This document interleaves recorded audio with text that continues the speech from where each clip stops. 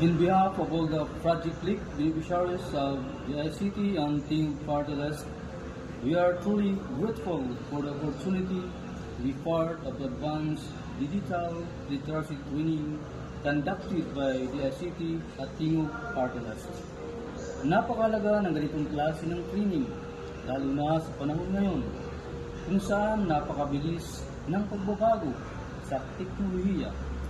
Through this training, mas lumalawak ang aming kaalaman sa digital platforms at sa lahat ng makabagong kaalaman sa teknolohiya that can help improve public service delivery and for us to be able to improve our knowledge, not just for personal use, but also to our growth when it comes to digital literacy.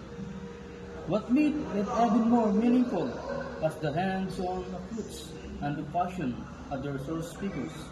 Hindi lang nila basta tinuturo, ipinapadama rin nila ang kanilang halaga ng digital empowerment sa bawat isa sa amin.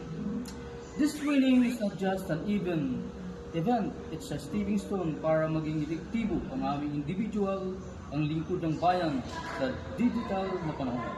And again, maraming salamat po sa DICT, Mayor Michael Dragon Javier, ng Tingog Party-List. Magandang araw po. God bless us all.